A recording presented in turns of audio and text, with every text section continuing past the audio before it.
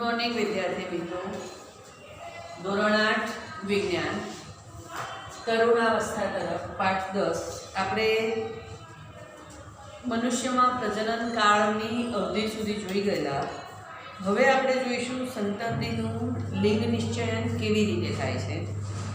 એટલે કે ફલિત અંડકોષ અથવા તો યુગ્મનજમાં જન્મ લેનાર બાળકના લિંગ નિશ્ચયન માટેનો સંદેશ હોય છે.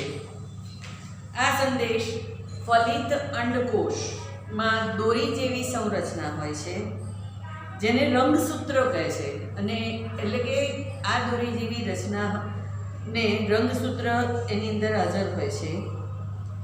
રંગસૂત્રો પ્રત્યેક કોષના કોષ કેન્દ્રમાં હોય છે. બધા જ મનુષ્યના કોષોના કોષ કેન્દ્રમાં 23 જોડ રંગસૂત્રો આવેલા હોય છે. રંગસૂત્રોની જોડી કેટલી? 23. દરેક કોષની અંદર 23 જોડ રંગસૂત્રો આવેલા હોય છે. તેમાંથી 2 રંગસૂત્ર એટલે કે એક જોડ લિંગી રંગસૂત્ર હોય છે.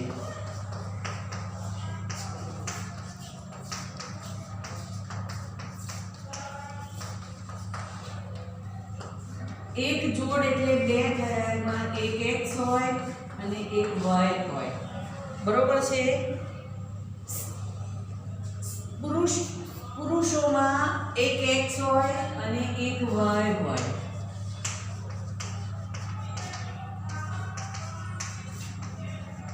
સ્ત્રીઓમાં પણ એક જોડ રંગસૂત્ર હોય અને એમાં બંને x જ હોય. બરોબર છે. સ્ત્રીઓમાં એક જોડ રંગસૂત્ર હોય જેની અંદર લિંગી રંગસૂત્ર જે હોય એમાં સ્ત્રીઓમાં બંને x હોય, અને જ્યારે પુરુષની અંદર એક રંગસૂત્ર x હોય અને એક રંગસૂત્ર y આવેલું હોય. જનનકોષ એટલે કે શુક્રકોષ અથવા તો અંડકોષમાં રંગસૂત્રોની એક જોડ હોય છે. અફલિત અંડકોષમાં હંમેશા સાંભળજો, અફલિત અંડકોષમાં એક x રંગસૂત્ર આવેલું હોય છે. શુક્રકોષ 2 પ્રકારના હોય છે, જેમાંથી એક પ્રકારના શુક્રકોષ x રંગસૂત્ર અને બીજા પ્રકારના શુક્રકોષ y રંગસૂત્ર ધરાવે છે. બરોબર છે. જ્યારે x રંગસૂત્ર શુક્રકોષ એટલે કે x રંગસૂત્ર વાળો શુક્રકોષ પુરુષનો, બરોબર, અંડકોષનું ફલન કરે તો યુગ્મનજમાં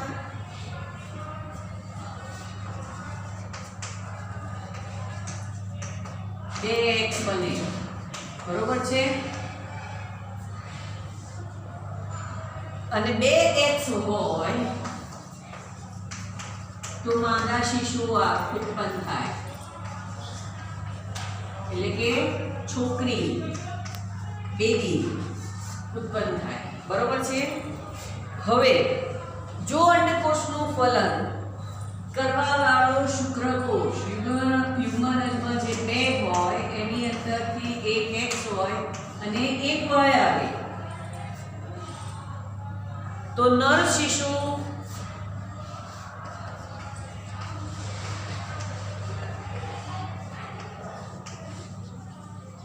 એટલે કે છોકરો. તો હવે આની ઉપરથી તમને એવું સમજાય કે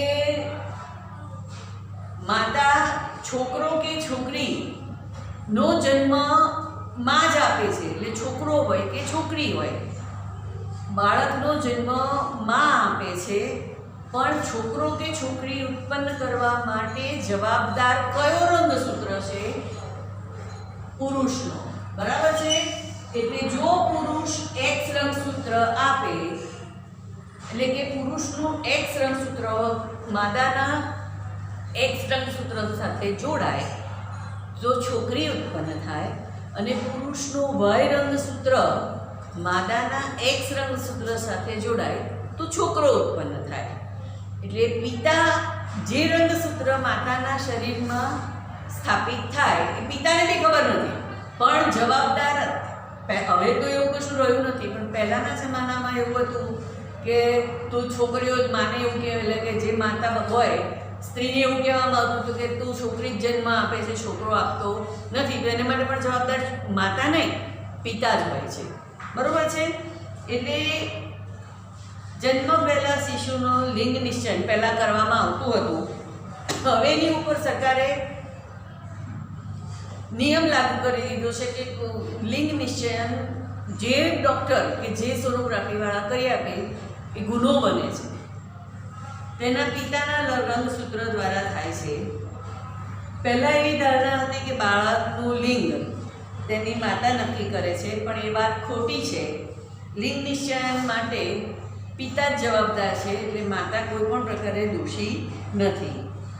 લિંગી અંતઃસ્ત્રાવો સિવાય અન્ય અંતઃસ્ત્રાવો આપણા શરીરમાંથી ઘણી બધી અંતઃસ્ત્રાવી ગ્રંથિઓ છે, અને એ અંતઃસ્ત્રાવી ગ્રંથિમાંથી જુદા જુદા અંતઃસ્ત્રાવો ઉત્પન્ન થાય છે, અને આ અંતઃસ્ત્રાવો નલિકા વિહીન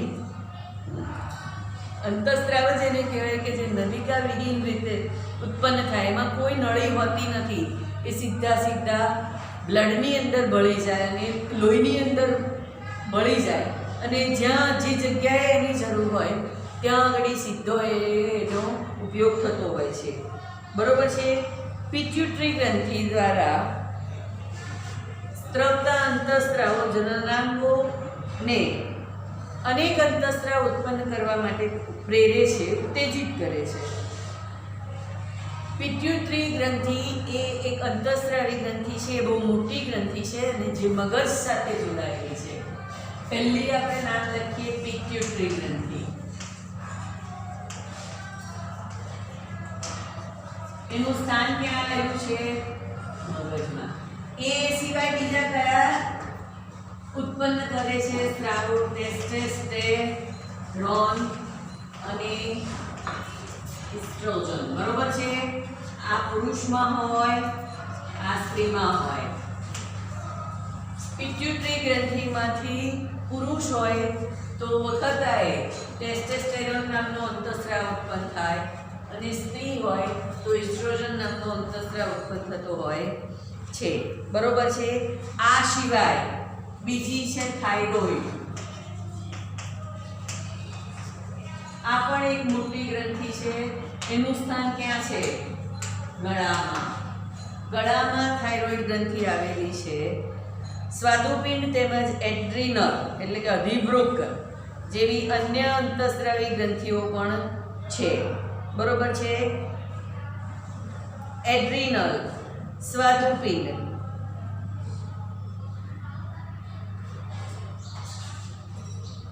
ગળાની અંદર થાઇરોઇડ ગ્રંથિ આવેલી છે. હવે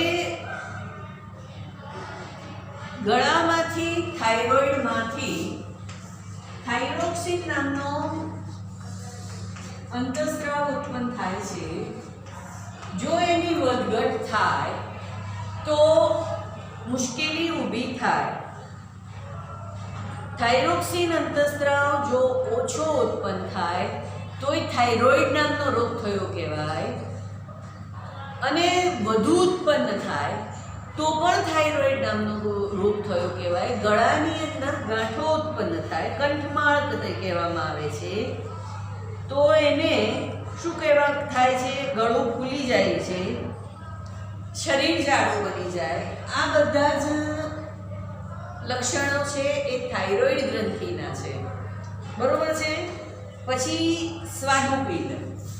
સ્વાદુપિંડ ગ્રંથિ જેમાંથી ઇન્સ્યુલિન નામનો સ્ત્રાવ ઉત્પન્ન થાય છે. જો પર્યાપ્ત માત્રામાં જ ઉત્પન્ન ન થતો હોય મધુપ્રમેહ આપણે ડાયાબિટીસ કહીએ છીએ, ડાયાબિટીસનો રોગ થાય, ઇન્સ્યુલિન અંતઃસ્ત્રાવ પર્યાપ્ત માત્રામાં ઉત્પન્ન ન થાય અથવા તો એમાં અનિયમિતતા આવે તો ડાયાબિટીસ નામનો રોગ થતો હોય છે. પછી એડ્રિનલ ગ્રંથિ. કઈ ગ્રંથિ? એડ્રિનલ. ચોથી આપણે લખીએ, બધી ગ્રંથિઓના નામ છે.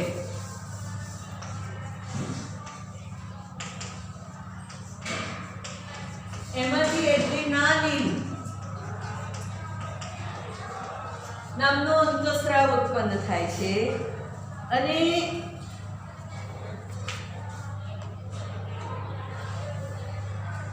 શરીરમાં ક્ષારની માત્રાને અંતઃસ્ત્રાવ ક્ષારની માત્રાને સંતુલિત રાખે છે. કોની? શેને? ક્ષારની માત્રાને સંતુલિત રાખે છે આ એડ્રિનલ ગ્રંથિ. એમાંથી એડ્રિનાલિન નામનો સ્ત્રાવ ઉત્પન્ન થાય છે.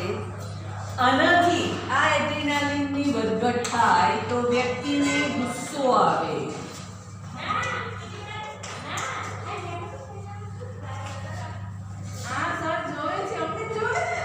ચિંતા, ઉત્તેજના,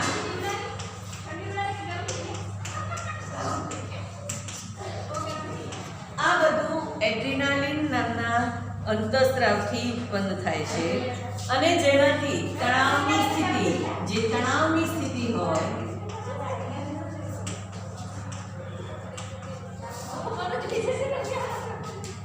નિયંત્રણમાં રાખવાનું કાર્ય કઈ ગ્રંથિ કરે છે? એડ્રિનલ.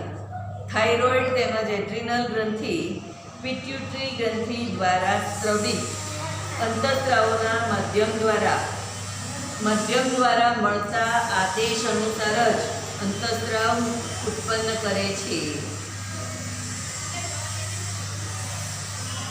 એટલે પિટ્યુટરી ગ્રંથિ આ લોકોને આદેશ આપે એ જ પ્રમાણે એ અંતઃસ્ત્રાવ ઉત્પન્ન કરે અને એ પ્રમાણે કાર્ય થાય. બરોબર છે? થાઇરોઇડ ગ્રંથિ અને એડ્રિનાલિન ગ્રંથિ ને આદેશ કોણ આપે છે? પિટ્યુટરી ગ્રંથિ. બરોબર છે? પિટ્યુટરી ગ્રંથિનું મુખ્ય કાર્ય વૃદ્ધિ કરવાનું છે. એટલે વૃદ્ધિ માટેના જરૂરી અંતઃસ્ત્રાવો પણ કોણ ઉત્પન્ન કરે છે? પિટ્યુટરી ગ્રંથિ જ કરે છે. બરોબર છે? જે વ્યક્તિની વૃદ્ધિને સામાન્ય રાખે છે. હવે કીટકો અને દેડકામાં જીવનચક્ર પૂર્ણ કરવા માટે અંતઃસ્ત્રાવનો ફાળો. કીટકો અને દેડકાઓમાં પણ આપણે આગળના ધોરણમાં રેશમના કીડા અને દેડકાના જીવનચક્રનો અભ્યાસ તો કરીશું. ઈયળને વયસ્ક ફૂદામાં રૂપાંતર થવા સુધી અનેક તબક્કામાંથી પસાર થવું પડે છે. રેશમના કીડાનું જીવનચક્ર આપણામાં પરીક્ષામાં સવાલ પૂછ્યો હતો. બરોબર ને? રેશમના કીડા પહેલું શું આવે? જોઈ લેજો આગળ જવાબમાં, હું નહીં કહું. આપણે હમણાં પરીક્ષામાં બી આ સવાલ પૂછ્યો તો રેશમના કીડાના જીવનક્રમ લખો. 4 અવસ્થાઓ છે. બરોબર છે ને? એવી જ રીતે દેડકાને ટેડપોલને પુખ્ત દેડકો બનાવવા માટે પણ અનેક તબક્કામાંથી પસાર થવું પડે છે. લાર્વામાંથી પુખ્ત બનવા માટે પુખ્ત બનવા માટેના પરિવર્તનના ને કાયાંતરણ કહેવામાં આવે છે. કીટકોમાં કાયાંતરણનું નિયંત્રણ કીટ અંતઃસ્ત્રાવો કરે છે. દેડકામાં થાઇરોઇડ. જો કીટકોમાં કીટ અંતઃસ્ત્રાવ, દેડકામાં થાઇરોઇડ દ્વારા થાઇરોક્સિન ઉત્પન્ન થાય છે અને એના દ્વારા તેનું નિયંત્રણ થાય છે કે નિયમન થાય છે. થાઇરોક્સિનના ઉત્પાદન માટે પાણીમાં આયોડિનની હાજરી આવશ્યક છે. દેડકાની વૃદ્ધિ માટે થાઇરોઇડમાંથી થાઇરોક્સિન ઉત્પન્ન થાય અને એ થાઇરોક્સિન માટે પાણીમાં શું જરૂરી છે? આયોડિન. આયોડિનયુક્ત પાણી હોય એવા પાણીમાં જ દેડકાઓનું શું થઈ શકે? અંતઃસ્રાવો ઉત્પન્ન થઈ શકે. થાઇરોક્સિનના ઉત્પાદન માટે પાણીમાં આયોડિનની હાજરી જરૂરી છે. ટેડપોલ જે પાણીમાં વૃદ્ધિ કરી રહ્યા હોય તેમાં જો પર્યાપ્ત માત્રામાં આયોડિન હાજર ન હોય તો ટેડપોલ પુખ્ત દેડકામાં પરિવર્તન પામી શકતું નથી. બરોબર છે. હવે સ્વાસ્થ્ય એટલે હેલ્થ. આપણે આપણા હેલ્થ પ્રત્યે ખૂબ કોન્શિયસ રહેવું જોઈએ. એવું બધા ભૂલતા હોય છે, પણ ખરેખર કરીએ છીએ ખરા? આપણે આપણી હેલ્થને સાચવવી જોઈએ. તો એને સાચવવા માટે આપણે કુરકુરે ખાવા જોઈએ, પીઝા ખાવા જોઈએ, બર્ગર ખાવા જોઈએ કે દાળ ભાત શાક રોટલી કે ઘરના બનાવેલા નાસ્તા ખાવા જોઈએ. પેલું બધું ટેસ્ટ માટે થોડોક સમય ખાઈએ તો ચાલે, પણ આપણે આપણી હેલ્થને સારી રાખવી હોય તો આપણી રોગ પ્રતિકારક શક્તિ સારી હોવી જોઈએ. આપણું શરીરની અંદર જરૂરી પોષક તત્વો મળી રહે એવો ખોરાક ખાવો જોઈએ તો આપણું શરીર હેલ્ધી રહે. હેલ્ધી રહે એટલે ખાલી શરીર મોટું હોવું એવું નહીં. દરેક શરીરમાં જરૂરી જે ઘટક તત્વો હોય એ બધા જ પોષક તત્વોની હાજરી હોવી જોઈએ તો આપણે હેલ્ધી કહેવાઈએ. અને આપણે અત્યારે આ કોરોના કાળ ચાલે છે તો એમાં એવું કહેવામાં આવે છે કે તમારી રોગ પ્રતિકારક શક્તિ સારી હોય તો તમને કોરોના જલ્દી અસર કરે નહીં. અને એટલા માટે લીંબુ પીવાનું કહે છે. હળદરથી રોગ પ્રતિકારક શક્તિ વધે છે. લીંબુ પીવાથી વિટામિન સી મળે અને વિટામિન સીથી હાડકાની અંદર એટલે કે આપણું આયન વધે છે. આ બધા કારણોસર આપણે એ પ્રમાણે વર્તવું જોઈએ. બરાબર છે. વ્યક્તિની શારીરિક અને માનસિક તંદુરસ્તી એટલે એ વ્યક્તિનું શું કહેવાય? સ્વાસ્થ્ય કહેવાય. આપણે કોરોના થશે બીકથી આપણું મગજ શું થઈ જાય? ગભરાઈ જાય અને આપણે ડિપ્રેશનમાં જતા રહીએ. મને કોરોના થઈ જશે તો ના, એવી બીક રાખવાની કોઈ જગ્યાએ જરૂર હોતી નથી. શારીરિક તેમજ માનસિક તંદુરસ્તી એ જ આપણી હેલ્થ કહેવાય, એ જ વ્યક્તિનું સ્વાસ્થ્ય કહેવાય. કોઈ પણ વ્યક્તિની ઉંમર વ્યક્તિના શરીરને સ્વસ્થ રાખવા માટે એનો આહાર સંતુલિત હોવો જરૂરી છે. પોતાની સ્વચ્છતા શરીરની રાખવી જોઈએ. જરૂરી શારીરિક કસરત કરવી જોઈએ. તરુણાવસ્થામાં જ્યારે શરીર વૃદ્ધિ કરે છે ત્યારે આ બાબત ખૂબ જ આવશ્યક છે. અને એટલા માટે દરેક તરુણોએ યોગ્ય પ્રમાણમાં કસરત કરવી જોઈએ અને યોગ્ય પ્રમાણમાં સમતોલ આહાર લેવો જોઈએ કે જેનાથી તેમની વૃદ્ધિ પ્રોપર અને સારી થઈ શકે. તરુણની પોષણ આવશ્યકતાઓ. તો તરુણાવસ્થામાં આપણે આગળ કહ્યું હતું એમ સૌથી વધારે વૃદ્ધિ થાય છે શારીરિક અને માનસિક બંને. વૃદ્ધિ અને વિકાસ તીવ્ર દરથી થાય છે અને એટલા માટે એમનો આહાર પણ અત્યંત કાળજીપૂર્વક એમણે લેવો જોઈએ કે જેથી સંતુલિત આહાર લે. તો સંતુલિત આહારનો મતલબ શું? શરીરની અંદર પૂરતી માત્રામાં કાર્બોદિત, ચરબી, પ્રોટીન, વિટામિન, ક્ષાર, ખનિજ ક્ષારો અને પાણી જે આહારની અંદર પર્યાપ્ત માત્રામાં હોય એવો આહાર લેવો જોઈએ. આપણે બહુ ચટાકાવાળો ખોરાક ખાઈએ અથવા તો એક જ પ્રકારનો ખોરાક ખાઈએ તો એમાંથી આપણને બધું જ મળે નહીં. આપણને બધો જ ઘટકો, પોષક ઘટક તત્વો મળવા જોઈએ. કાર્બોદિત, ચરબી, પ્રોટીન, વિટામિન, ખનિજ, ક્ષાર અને પાણી આ દરેકની માત્રા જરૂર પ્રમાણે હોવી જોઈએ આપણા ખોરાકની અંદર. જો આપણે એ ના લઈએ તો પછી બહારથી આપણે શું કરવું પડે? એને દવાના સ્વરૂપમાં લેવું પડે. તો દવા ખાવી દવા એટલે કેમિકલ હોય છે. તો એના કરતાં આપણે પોષક ઘટકોની માત્રા ધરાવતો ખોરાક ખાઈએ, તો એ સંતુલિત આહાર ખાઈએ તો આપણને આપણી વૃદ્ધિ અને વિકાસ ખૂબ સારો થઈ શકે. આપણા ભારતીય ભોજનની અંદર રોટલી, દાળ, ભાત, શાક, સલાડ, દહીં, પાપડ, આ બધુંય દૂધ પોતે જ એક સંતુલિત આહાર છે. આપણને દૂધ ભાવતું નથી હોતું. સામાન્ય રીતે ત્યારે છોકરાઓ કે અમને તો દૂધ નથી ભાવતું, હવે ચા પીશું, હવે તો બોર્નવિટા પીવું જોઈએ. બોર્નવિટા પીવાથી તમારી તાકાત વધે એવું હોતું નથી, પણ દૂધ પીવું જોઈએ. દૂધ એ સંપૂર્ણ આહાર કહેવામાં આવે છે, સંતુલિત આહાર છે. ફળ પણ આપણને પોષણ આપે છે. શિશુઓને માતાના દૂધમાંથી સંપૂર્ણપણે પોષણ પ્રાપ્ત થાય છે. શિશુ એટલે જે જન્મેલા બાળકો હોય એને શિશુ કહેવાય. એટલે આ નાના બાળકોએ માતાના દૂધનું પાન કરવું જોઈએ કે જેનાથી એને એ સંપૂર્ણપણે એકદમ સરસ હોય છે. એમાં બધું જ પોષણ, બધા જ જરૂરી પોષક તત્વો પ્રાપ્ત થઈ જતા હોય છે કે જે એમના શરીરને જરૂરી હોય. લોહ તત્વ એટલે આયન, એ રુધિરનું નિર્માણ કરે છે. એટલે લોહથી ભરપૂર ખોરાક લેવો જોઈએ.